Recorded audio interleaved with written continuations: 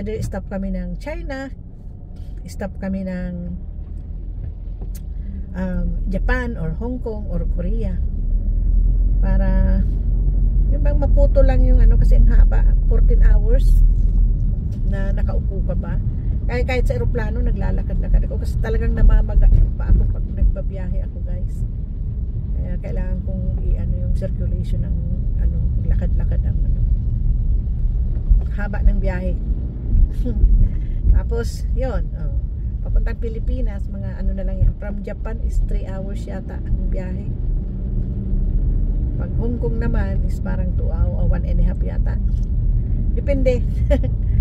Yun ang ano, ang pag ano namin, pag umuwi, ganyan ang ano namin.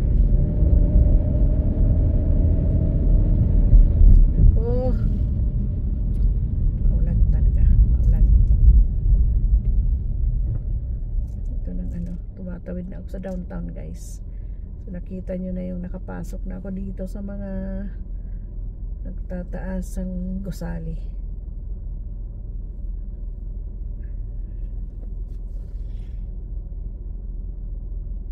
Sa ano na pala ako, almost nasa 28 minutes na pala akong ano, nagla-live, nagre-record, guys. Sana pala ni-live ko na lang to, kaya lang ano, hindi ako nakakabit sa data, guys. Ito na lang ang ano ko. So kahit pa paano may kakwentuhan ako. So I hope na nandyan pa rin kayo nakikinig. Parang sarap matulog ngayon na ano, umuulan-ulan. Nag-sleep in nga ako dahil ano, ang sarap nung tulog ko. Natulog kasi ako ano na mag-aalas 11 na. Pero basta yung glance ko sa relo is parang 11:45 ako nahiga. So siguro nakatulog ako ng ano, alas 11 na. Doon ako, alas 11 talaga ako nakatulog. Basta nag-doze off na ako na ano. Kasi nanonood ako ng ano, yung replay ng hearing na sa Senate ba. Ay, ako minsan ayaw ko nang manonood na nakakaanong pakinggan yung mga parang mga hindi professional yung mga senador minsan na may sisigaw-sigaw pa na parang yung mga iniimbestigan parang yung bang parang nilulugbok nilang parang dinadown masyado yung ano, sisigaw-sigaw pa. Naiinis ako manood minsan. Kaya lang gusto kong ma-update nga dahil inaabangan ko rin yung, alam nyo na siguro yung pang ano, yung in demand na ano ngayon sa YouTube. Siguro naman alam nyo yun. Ayun, sinusubaybayan ko din siya kahit papaano. Pero ano lang, i-minumove ko siya, hindi ko siya talagang tinatapos na binubuo. At meron namang mga ano, ibang mga vloggers naman na ano, kinukuha nila yung ano at ipinopost nila. Kaya nakikita ko rin yung mga ano, parang importanteng part na ano. So, sana naman matapos na yung kaguluhan na yan, may gas. Imbis kaya gastos nila sa mga ganyan, itulong na nila sa mga naghihirap sa atin. Ano, lalong na kakaano yung mga ano sa Pilipinas.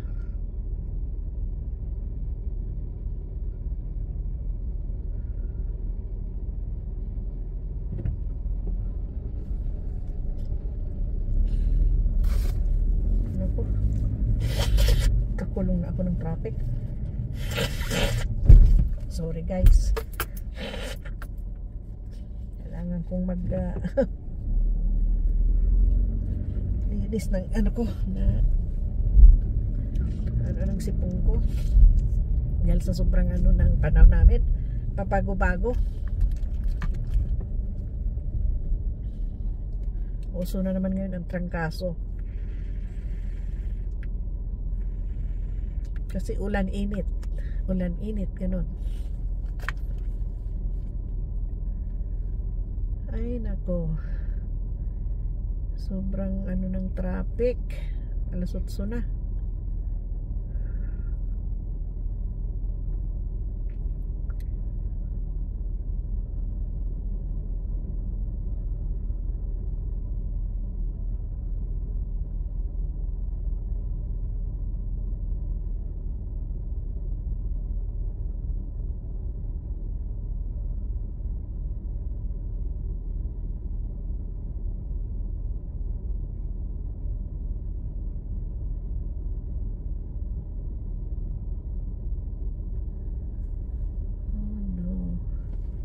Tagal ng traffic.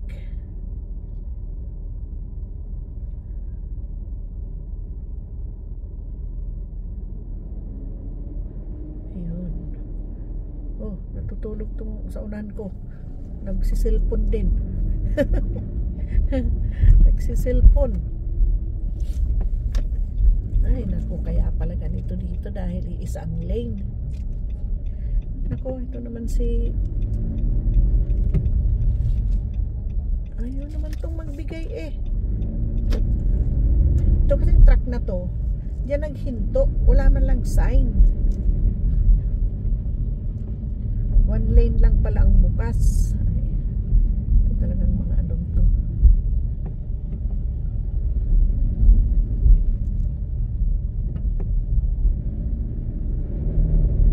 My gosh. Oh, dami nagbibisikleta na ngayon. Alam niyo dito sa downtown guys, yung mga mga naka-Amerikana yan, mga nakabistida, nagbibisikleta yan. Yung mga babae mga naka-miniskirt pa yun, nagbibisikleta. Di siyempre alam niyo pag naupo sa bisikleta, di ba? Kita yung panty nila, walang pakialam. Panay lang. Normal na dito sa amin yung mga ganyan. Makikita nyo yan guys pag summer na. Magbibideo ako ng mga nagbibisikleta at makikita nyo yung mga nakabistida, nagbabike. Wala yung mga shorts yan ha. Hayaan nilang lumipad-lipad yung kanilang damit.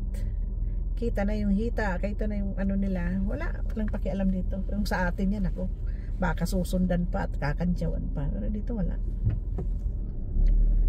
Kahit yung mga nagbibilad sa sa park, mga nakatupis yan. Ang iba pa nga nakataplis, nakataob lang sila sa tuwalya nila. Walang mga pakialam dito. Hindi pinapansin yan.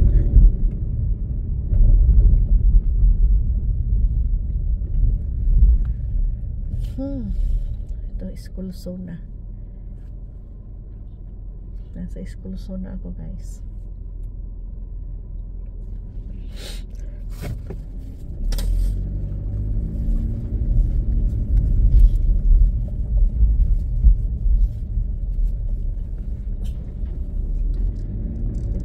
School zone. At yung itong kahoy na to guys, ang dahon niya is bulaklak, cherry blossoms ba yan?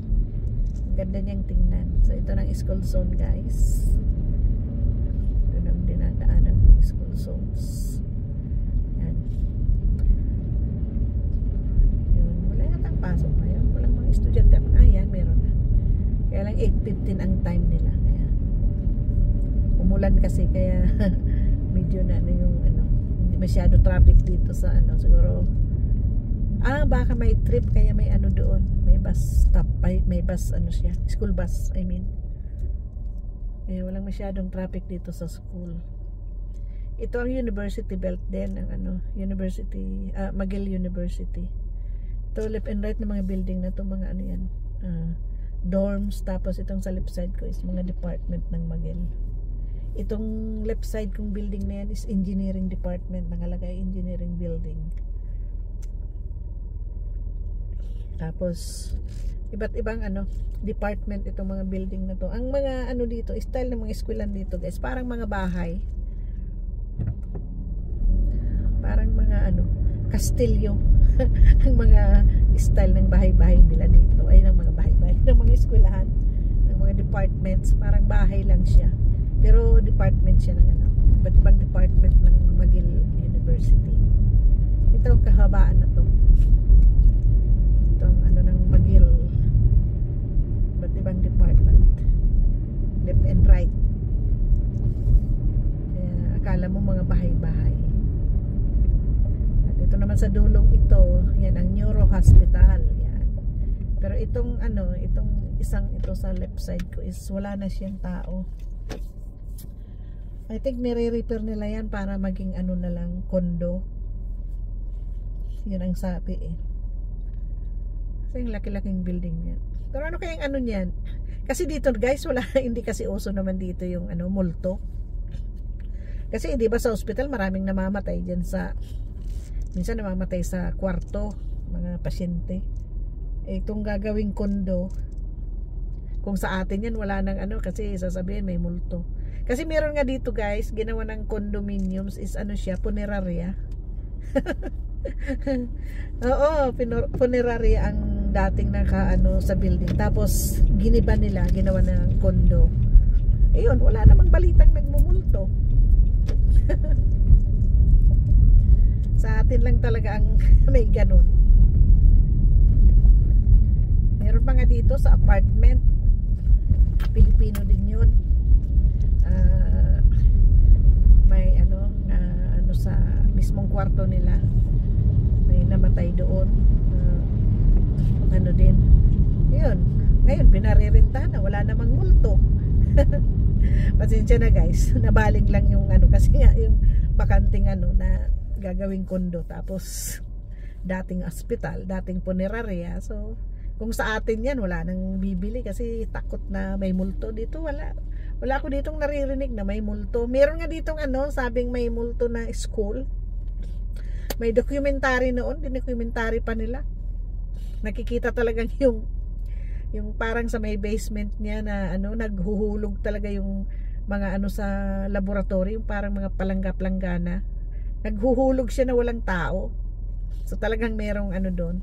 Pinapakita na yun nga merong, pero hindi natatakot ng dito kasi yung mga eskwela patuloy pa rin doon. Pero nga sa gabi nga nakikita nila or may naririnig sila daw na mga parang umuungol, parang yung mga gamit na parang gumagalaw. Pero lang, wala, hindi sila hindi sila nag-hysteric na takot na nagtatakbuhan, hindi.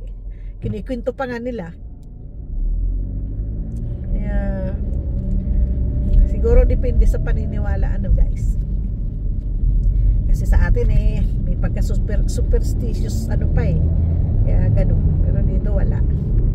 So dito na ako, nasa may Park Avenue na ako guys, malapit ako sa work. Yan na.